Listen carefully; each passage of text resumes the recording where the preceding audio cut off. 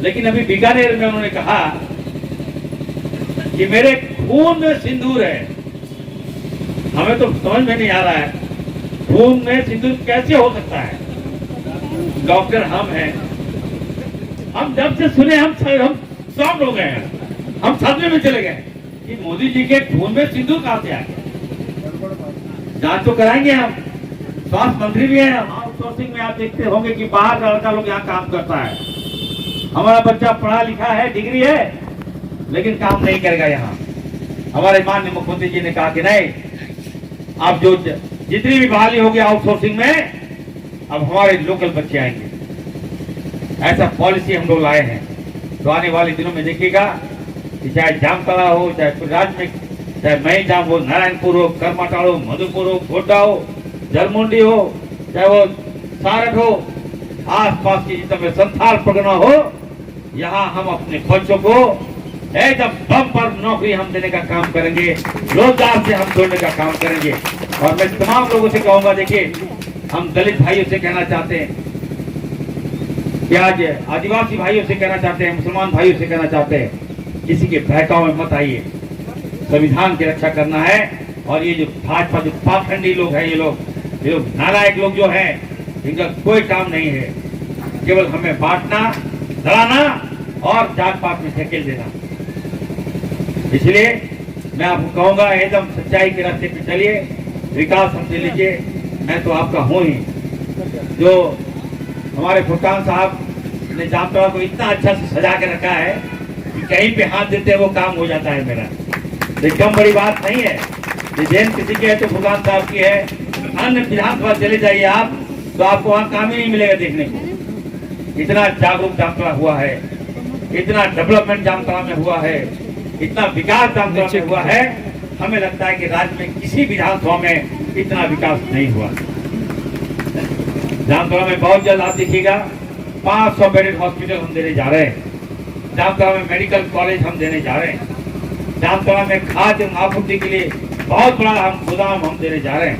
तो आने वाले दिनों में एकदम हम लोग एक रहेंगे, मिलजुल कर रहेंगे। मैं तो आपके साथ हूँ, मैं सच के लिए लड़ता हूँ और हक के लिए लड़ता हूँ। होंगे वो राहुल गांधी जी होंगे। अभी बादल जी बता रहे थे कि मोदी जी का भी हम लोग भाषण सुन रहे थे। मोदी जी ने कहा, अभी हम लोग वीडियो देख रहे थे, वायरल हो रहा है, कहा कि मेरे नसों में, मेरे खून में व्यवसाय है। एक भाषण में उन्होंने ये भी कहा। चलिए भाई, हमें लगा कि गुजरात का है तो मोदी जी के खून में व्यवसाय होगा। दूसरे भाषण में कहा कि मेरे खून में पैसा है। हमें ये भी लगा चलो भाई, हो सकता है कि गुजरात से है, व्यवसाय किए होंगे, कमाए होंगे, तो बॉडी में खून होगा, पैसा होगा आपका। लेकिन अभी बीकानेर में उन्होंने कहा कि मेरे खून में सिंदूर है। हमें तो समझ में नहीं आ रहा है खून में सिंदूर कैसे हो सकता है। डॉक्टर हम हैं, हम जानते हैं खून में क्या क्या है, नहीं है, कौन सा एलिमेंट है खून में, और खून में सिंदूर कैसे। हम जब से सुने हम शॉक हो गए हैं, हम सदमे में चले गए। आखिर ये रिसर्च का विषय है बादल जी, ये जांच का विषय है कि मोदी जी के खून में सिंदूर कहां से आया। ये तो जांच का विषय है। जांच तो कराएंगे हम, स्वास्थ्य मंत्री भी हैं हम, और हम छोड़ेंगे नहीं, याद रखिएगा। हम तो कहेंगे जिसके मोदी जी की स्वास्थ्य की रक्षा हमें करनी है। हम चाहेंगे मोदी जी एकदम 100 साल जिए मोदी जी। लेकिन अगर आपके ब्लड में अगर सिंदूर है, आपके खून में अगर सिंदूर है, तब तो गड़बड़ है। इसको दिखाना होगा अच्छी तरह से।